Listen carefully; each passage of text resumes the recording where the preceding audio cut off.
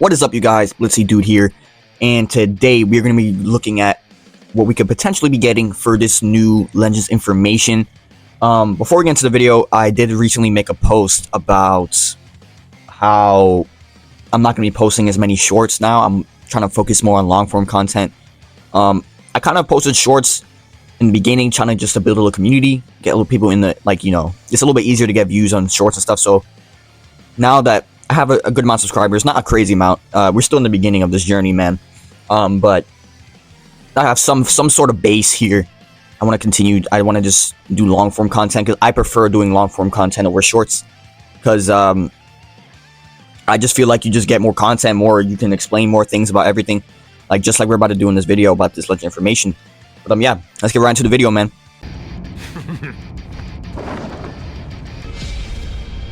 When are you going to get it?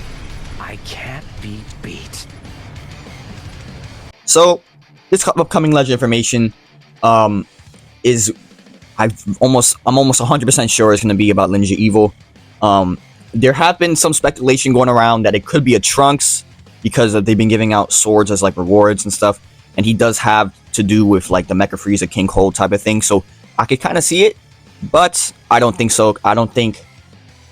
I guess they could use King Cold as a side unit on the Trunks banner, but I generally think that the banner coming up for this first part of this August Ninja Evil, I guess quote-unquote Ninja Evil campaign, is going to be Metal Cooler.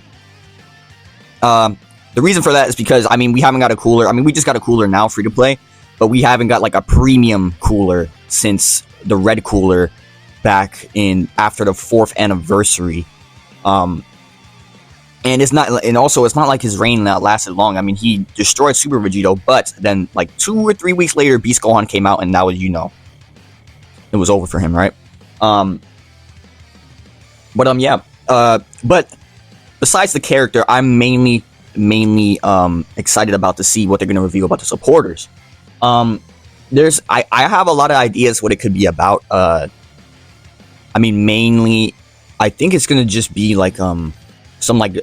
I think it's gonna be a buff on the side for certain characters. You can pick a character. So let's say it's let's say Gohan and Trunks, for example. Right now they just can't compete with their power creep because they just, for some reason, it's anniversary, they just went overboard. I think they went a little overboard with the power creep. So what I think what they could possibly do is you can pick certain characters that may need a buff, and you just put that specific supporter next to it. I don't know how the supporter is going to work. I don't know if it's an in-game thing or it's just something you put on the bench or something.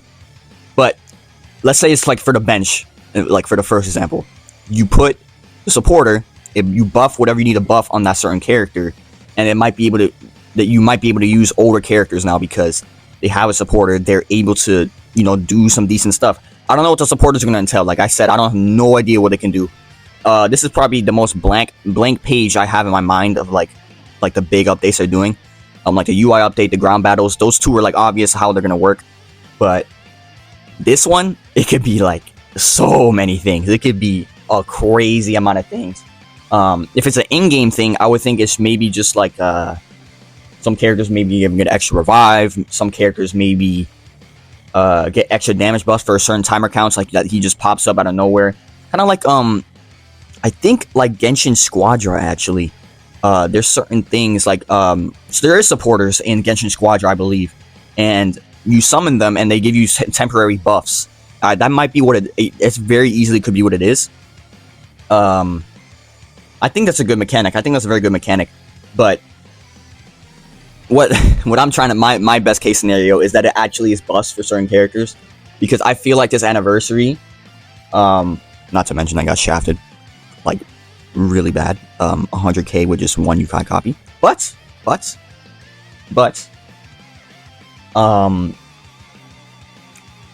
think there's certain characters the DB Saga Goku, for example. He should be able to still be used right now. He should be at least top 10 in the game still. Ultra Hit's another good example.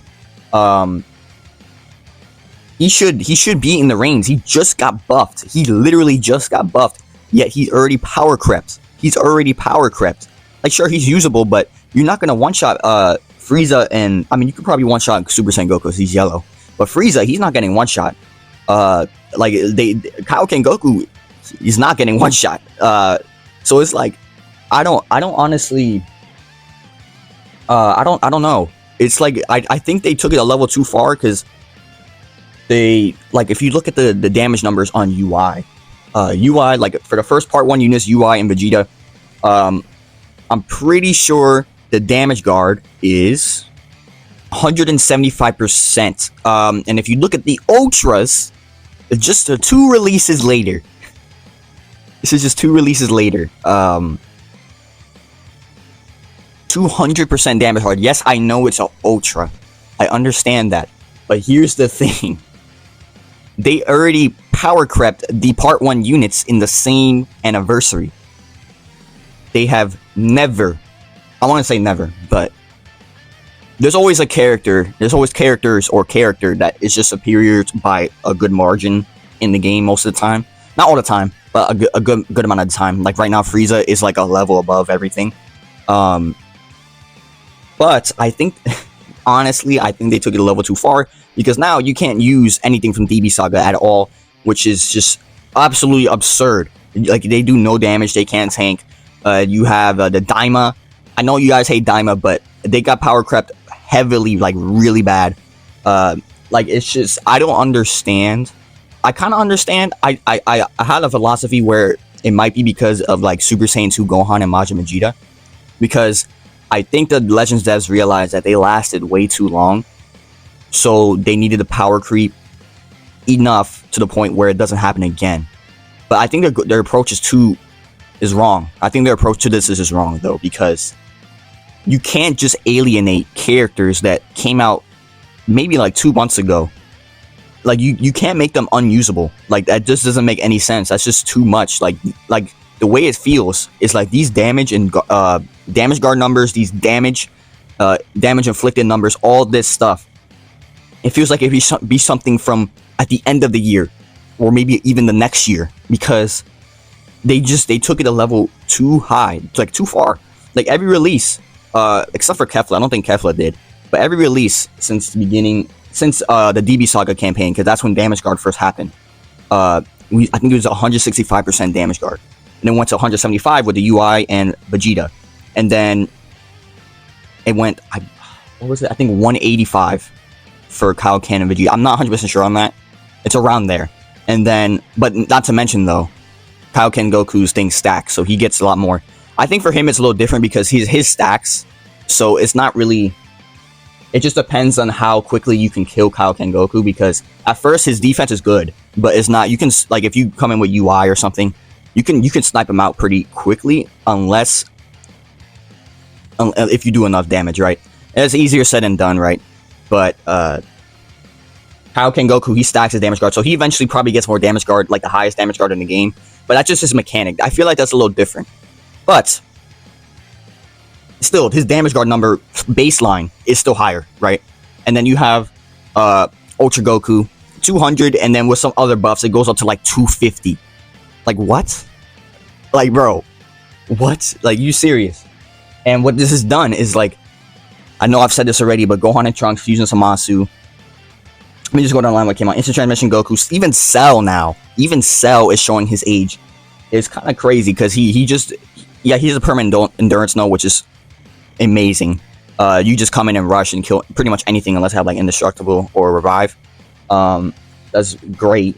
And then who else came out during that time? Oh, Daima, Super Saiyan 3 Vegeta, Super Saiyan 4 Goku, and after that I think it was a DB Saga. So yeah, it's like you can't, like, nobody's running those characters anymore. Go back to any, like, last year anniversary and before the 5th anniversary, or like 5th anniversary, excuse me. There was characters like let me think of like a good character that lasted a long time. Super 17. He came out January. Still, I know he's broken, but he lasted through the entirety. I would say he lasted through the entirety of the anniversary, or 6th anniversary. Super Saiyan 2 Gohan. The majority of it until Super Saiyan 4 Gogeta came out. You guys know his reign, because I mean he came back anyways. And then Golden Frieza lasted a good amount of time in like I guess the top 10 range throughout the entirety of the anniversary.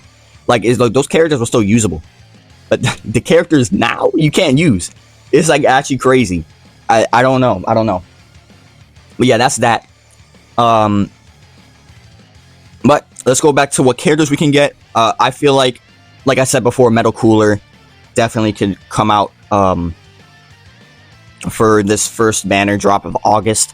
I'm pretty sure we're gonna get another banner in August. They could maybe do it like on the first couple days of September. It's possible. I don't know if they will though. I think that's kind of weird if they were to do that, but I think it's possible that they do that. But yeah, this I feel like it's definitely going to be more geared towards Ninja Evil. I know people are really hoping for a purple Trunks. Some people very much are. One of my buddies is, and yeah, I would like that too. But I feel like they're going to do is release a purple LOE character and just make Frieza more broken. I know it's gonna be purple, but you just run Frieza with him, so Frieza isn't going anywhere. Man, that's crazy. But I honestly, at the end of this month, I don't know if they're gonna release another LF, because Ninja Evil needs buffs, right? But I think after this release, it could stop. Like, I know, like I'm not happy with the fact that Frieza's getting buffed, but it is a fact that Ninja Evil does need buffs. I think with this next LF release, if it's good enough, I think we don't need anything else. So what I think they're gonna do at the end is a Mega Rising banner. I think they're gonna do a Mega Rising banner, probably like a Sparking Shield or something like that. Not to mention this LF could be chilled too. To me, that'd be kind of underwhelming, but sure, I guess, right? It could very easily be a chilled. But yeah, this campaign actually so far has been pretty good. I mean, the Zenkai for this Frieza, not the greatest. The random Super Gogeta Plat, actually tune in for that. I'm gonna do a showcase on him very soon. It's kind of all over the place. So far, I mean, the only thing the team has right now is Frieza. I mean, the Zenkai, the yellow Zenkai Frieza, LF Frieza, he's very good. He has permanent endurance null. Very, very strong. He's like a truck. He's very annoying. He's basically like the Cell of Ninja Evil. But yeah, this campaign can bring some good stuff. I'm, like I said before, the reveal is going... I'm more concerned about the supporters mechanic. I'm very curious of what they're going to do. Because I feel like there has to be explanation as to why they power crept so much. But yeah, that's gonna wrap up today's video, man. Let me know what you guys think we're gonna get for this reveal. I'm very keen for it, and I will see you guys in the next one. Peace.